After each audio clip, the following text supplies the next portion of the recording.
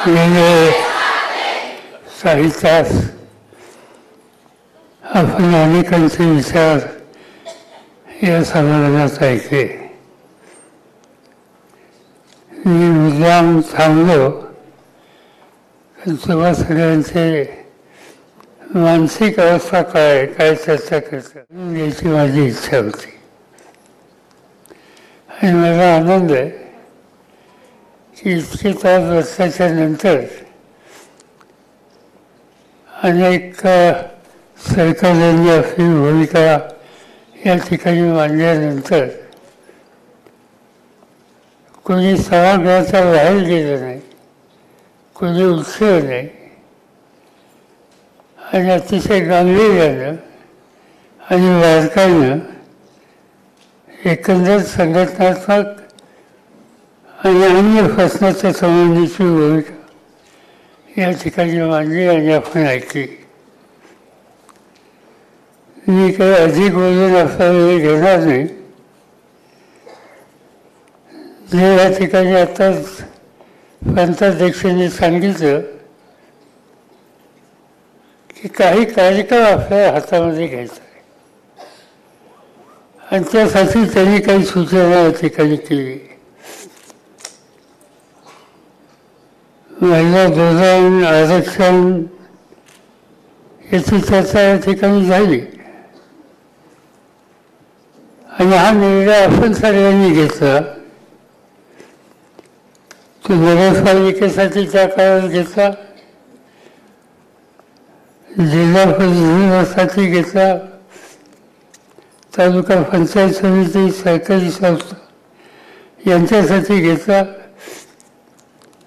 आणि आपल्याला बघायला मिळालं की कर्तृत्वाचा मागचा फक्त पुरुषाकडे असतो असा जो समज आहे तो खरा नाही. संधी मिळाली तर मुलींनीसुद्धा उत्तम काम करतात आणि हे तुम्ही सगळ्यांनी दाखवलेलं आहे.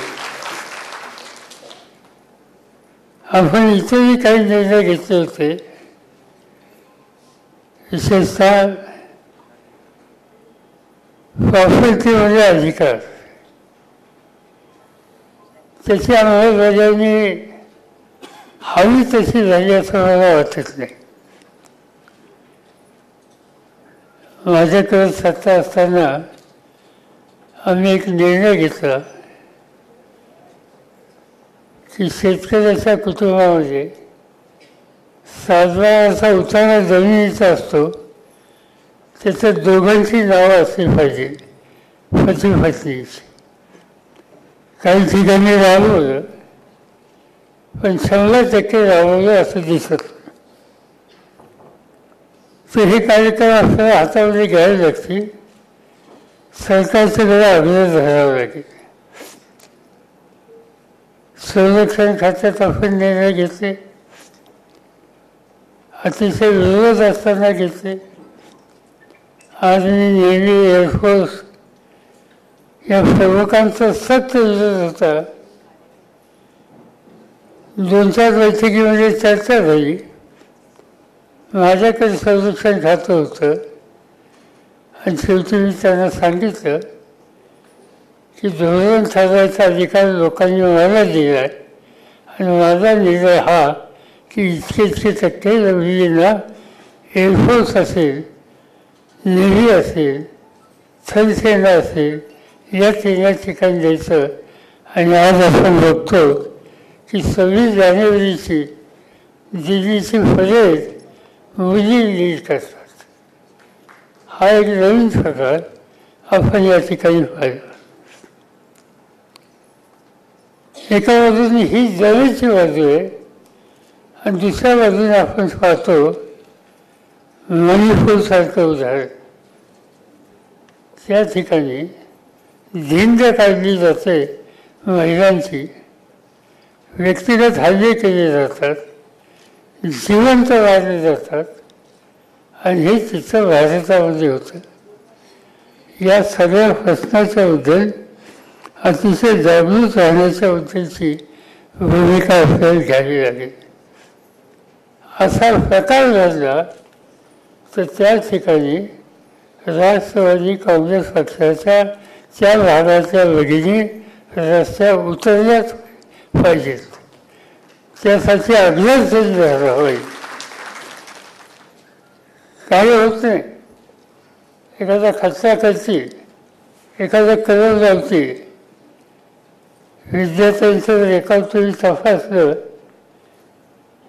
विद्यार्थी तुमच्या केसेस किती आहेत?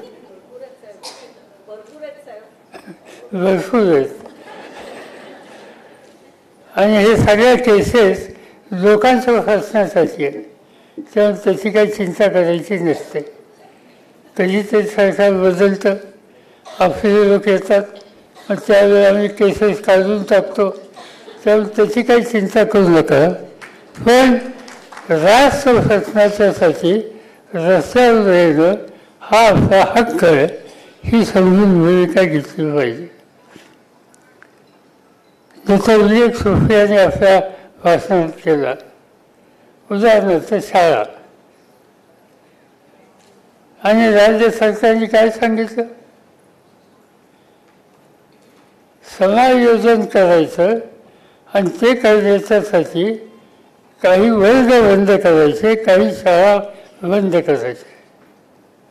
आपण महाराष्ट्रात आहोत. सावित्रीबाई फुलेंनी पहिली शाळा काढली.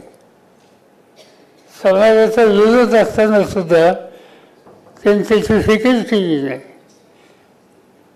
आणि हे असं असताना आज महाराष्ट्रामध्ये शाळा बंद करणं, मुलांना शाळेच्या बाहेर देणं, आणि यासाठी आमच्या सावित्रीच्या लेखी गप्प बसल्या तर लोक आपल्याला त्याचा जाब विचारतात. आणि म्हणून माझा आग्रह याच्यामध्ये आहे की तुमच्या परिसरामध्ये प्राथमिक शिक्षणामधून मुलांना बाजूला ठेवण्याचा जो काही दाव सरकारचा चाललेला आहे तो या ठिकाणी थांबवला पाहिजे आणि त्यासाठी आपण काळजी घेतली पाहिजे. तिसरा मुद्दा मला सांगायचा आहे आणि त्याचा उल्लेख जयंत सावंत आपल्या भाषणात केला. सरकारी नोकरी. आज नोकऱ्यांची कमतरता आहे आणि त्या नोकऱ्यांची कमतरता एका बाजूनं आणि दुसऱ्या बाजूनं रिक्त जागांची संख्या मोठी आहे.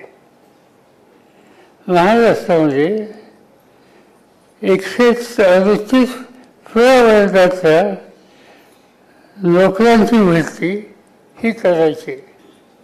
ज्याचा उल्लेख या ठिकाणी केला की सरकार असं म्हणतं की आम्ही कॉन्ट्रॅक्ट पद्धतीने येऊ. सरकारी नोकरी मिळते ती काही दिवसांनी कायम होते आणि कायम झाल्यानंतर आयुष्यभर त्याला ती संधी असते. कुटुंबामध्ये एक प्रकारचं स्वास्थ्य असतं. कॉन्ट्रॅक्ट पद्धतीने नोकरी जर नेली तर ते एका ठराविक काळासाठी. एक कॉन्ट्रॅक्ट पद्धतीने नोकरी दिली तर त्याच्यात आरक्षण नाही. त्याच्यामध्ये SC, ST, OBC हा प्रकारच नाही. म्हणजे हा सगळा गरीब वर्ग त्यांच्या मूलभूत अधिकारापासून वंचित होतो. आणि कॉन्ट्रॅक्ट पद्धतीने नोकरी दिली माझी खात्री आहे की महिलांना संधीच मिळणार नाही. आणि त्यामुळं या सगळ्या प्रश्नाच्या संबंधीचा विरोध करणारा कार्यक्रम घेऊन आम्हाला रस्त्यावर उतरावं लागेल. त्यासाठी आम्हाला जागृती निर्माण करावं लागेल. आणखीन एक महत्त्वाचा प्रश्न आहे आणि तो अनिल देशमुखांनी माझ्या नजरेला आणला. महाराष्ट्राच्या विधानसभेमध्ये अनिल देशमुखांनी एक प्रश्न विचारला पावसाळी अधिवेशनामध्ये. आणि तो प्रश्न असा होता की 1 जानेवारी 2023 ते 31 मे 2023 या 5 महिन्याच्या काळामध्ये महाराष्ट्रामध्ये किती तरुणी, महिला, मुली बेपत्ता झाल्या. हा प्रश्न त्यांचा होता. आणि त्या प्रश्नाला पावसाळी अधिवेशनामध्ये सरकारच्या वतीने लेखी उत्तर दिलं की 1 जानेवारी 2023 ते 31 मे 2023 या 5 महिन्याच्या काळात राज्यामध्ये 19,553 तरुणी आणि महिला बेपत्ता झाल्या. काय लहान आकडा आहे? 19,553 5 महिन्यात.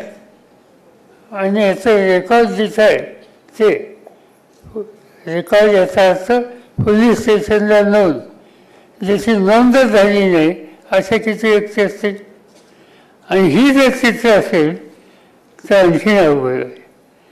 व ज्याच्यामध्ये 18 वर्षाच्या खालच्या किती होत्या तर त्याच्यामध्ये 18 वर्षाच्या खाली 1453 मुली आणि 18,100 महिला अशा 19,553 बेपत्ता ह्या मुलींचा आकडा हा अनिल देशमुखांना राज्य सरकारने विधानसभेमध्ये लेखी दिलेला आहे.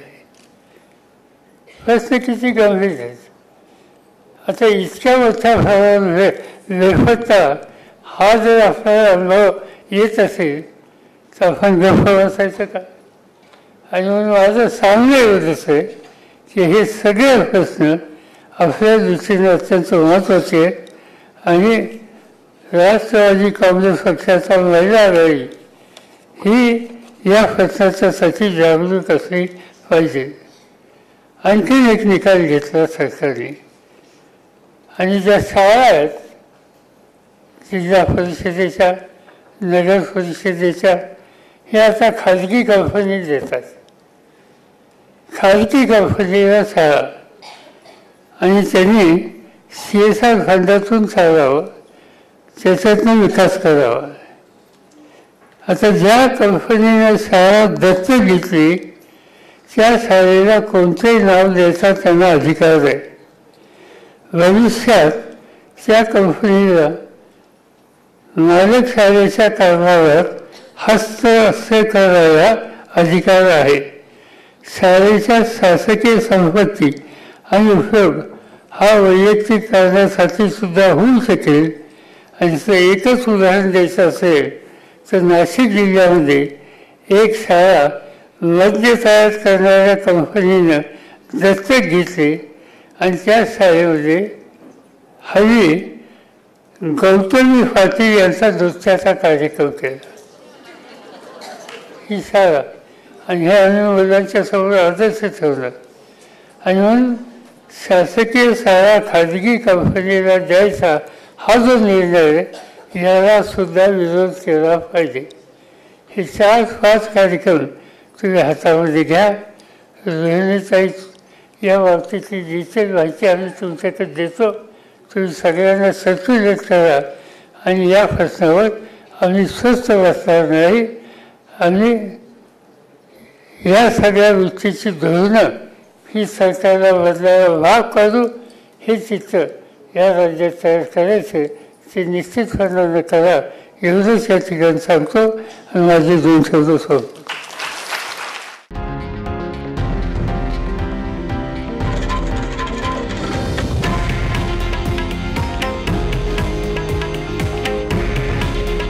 हे आहे देशातील नंबर 1 न्यूज नेटवर्क आणि आपण पाहत आहात TV9 मराठी. काळजी तुमची, हित महाराष्ट्राचं.